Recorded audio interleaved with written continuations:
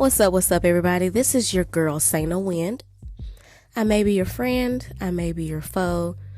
I don't know, but all I know is I'm feeling really motivated today. And let me tell you why. I just got done listening to a fellow podcaster by the name of Meghan Markle. It feels kind of cool that I'm in the same industry of certain of people of notoriety, like a princess and a black princess is that as anyway.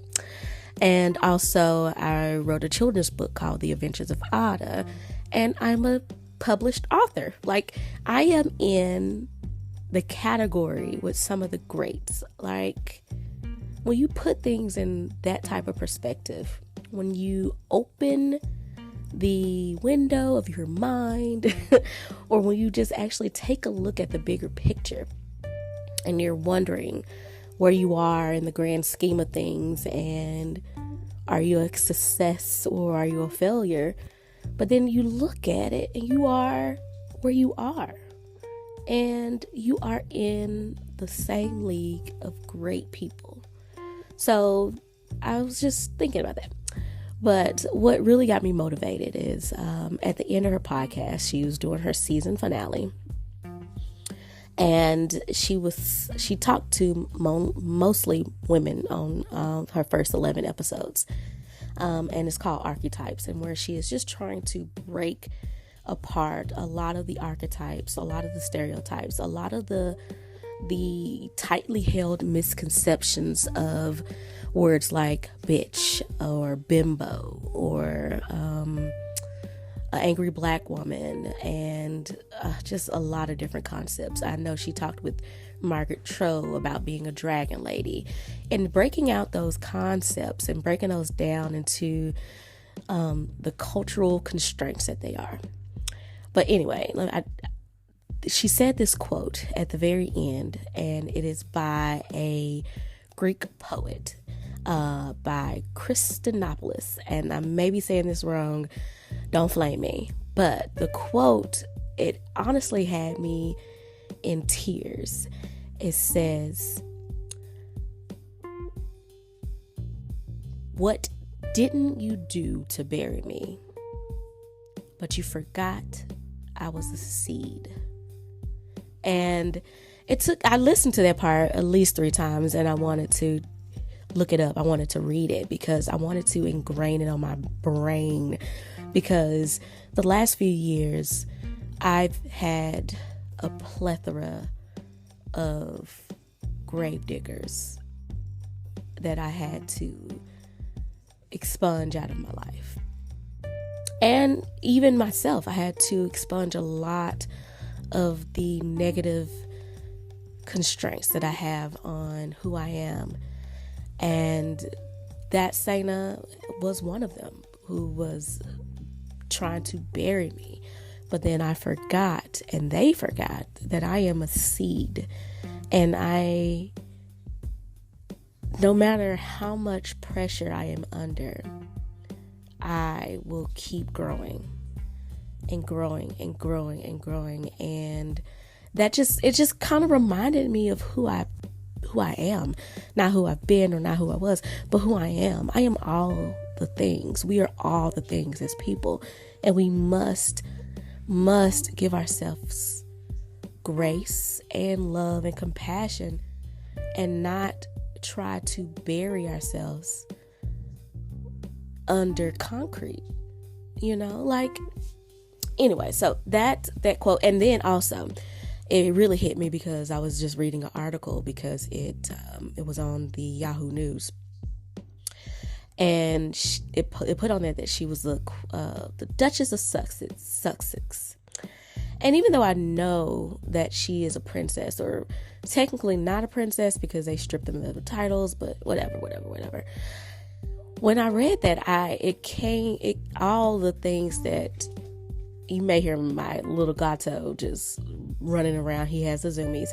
But anyway, it reminded me of all the things that she came out and said about the treatment she received when she was in one of the most, highly sought out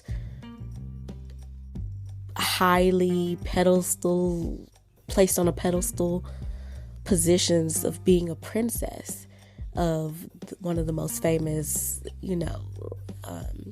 monarchies in the world is the British monarchy.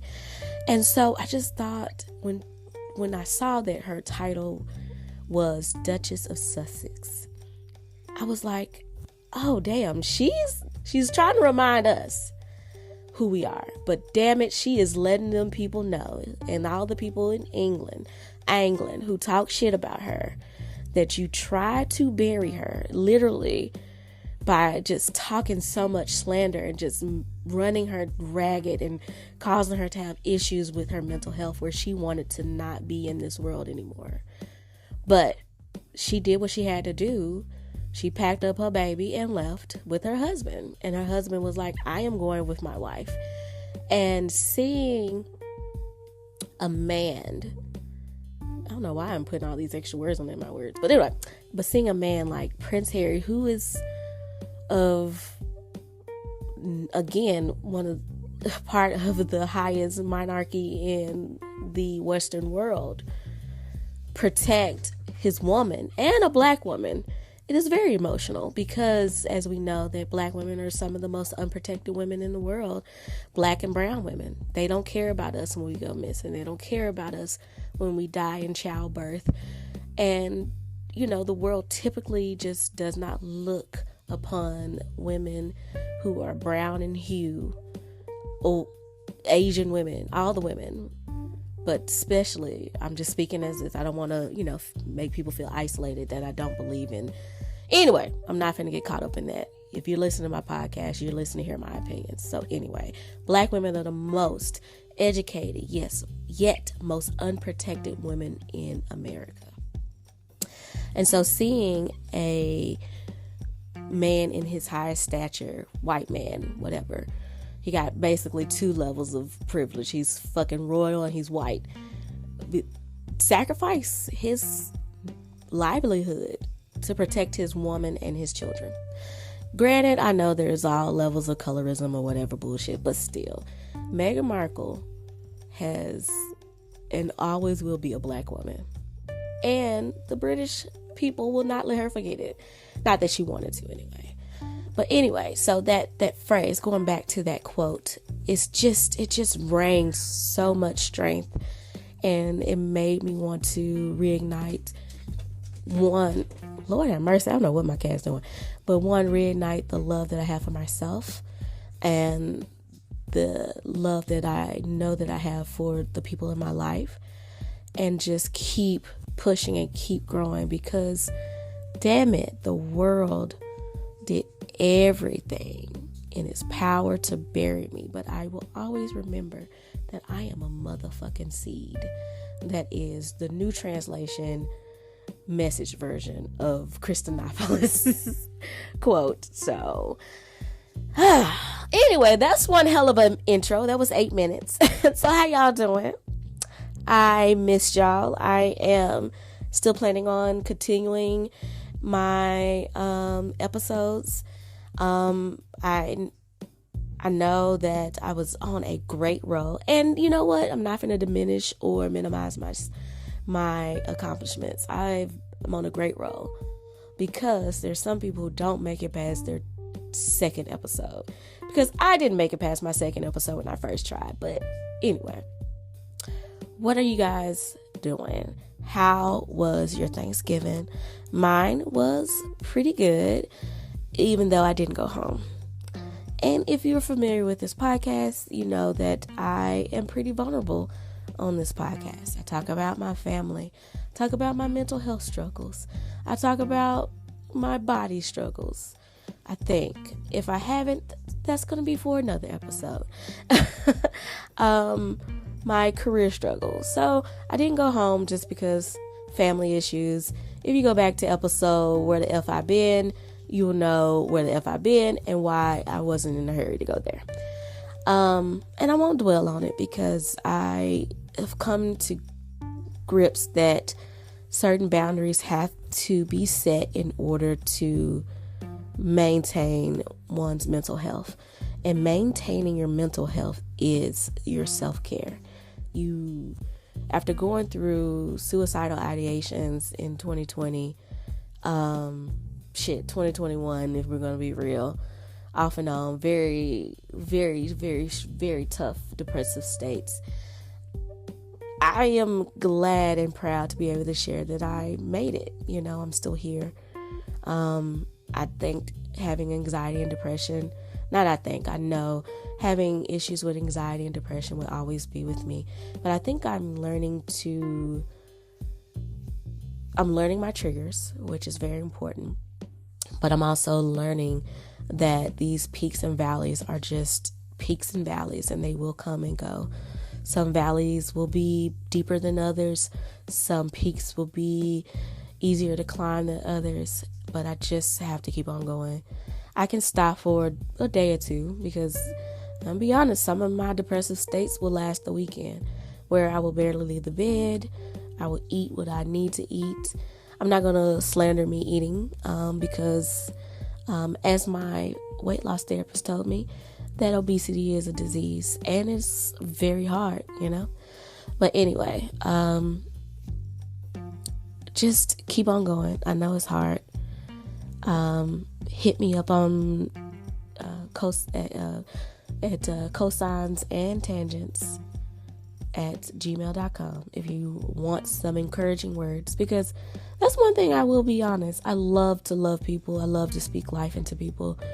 That's probably why I'm so drawn to doing tarot cards and the things that are spiritual, because a lot of spirituality is working with light, and I feel like that I am a person that tries to bring light, be it if it is a product of my environment and a product of any trauma that I have. I'm thankful for it. I'd rather be able to hold and bring light than just bring hell to people that darken my doors. So anyway, this is just a short episode. I want to get back to talking with people that I meet online, my friends. I want to revisit some conversations. I got a chance to, have returning guests for the first time, which was pretty awesome. John or Peace and Focus or Visiting Earth on Instagram and TikTok, or Coach Yams. She is a life coach trying to help women reach their career goals, which I know that's something I actually talked about, so I may need to hit her up again, because that's something I want to advance in. If I can get my books, Adventures of Ada, go, and this podcast going, then maybe that would be my career. But until then, I will maintain my life hustle with my main job and funding my side hustles with that job. But anyway, I will put my email down. So if you need an encouraging word or two, I will be happy to bestow that upon thee. If you want some advice, I think I'm pretty insightful. Yes, I'm stealing this concept from my favorite podcast, The Read. But I don't know. Life is going well. I'm not gonna again diminish my life because it's going well. There's been a lot of experiences. I won't call them bad things. They're experiences. I've experienced love for myself. I experienced a heartbreak or two in the last couple of years. Beautiful experiences that maybe one day I will write about or just keep talking about. But anyway, y'all, this is your girl Sayna Wind. I hope you have enjoyed my ramblings. I felt like I was a pretty linear than my normal ramblings. I'm learning to take time. A lot of times I typically talk really fast because I'm feeling really insecure. Just because I had an old friend of mine who used to tell me I talked a lot, and when I was in class I would ramble, and I did, but there's always been something that sticks in my head when I'm talking. Like when I was re-listening to the old podcast, I'm trying to collect my thoughts at the time when I'm trying to ask a question, and I just get a little lost in the thoughts of trying to make it coherent, and I hear that criticism of how I spoke in class, and it sticks with me. So I'm working on getting those little things out, but I think it might stay with me for a long time. But yeah, I'm not going to trick you into another conversational diatribe, but I will sign off with always. Thank you so much for listening. I will love you always. And bye-bye.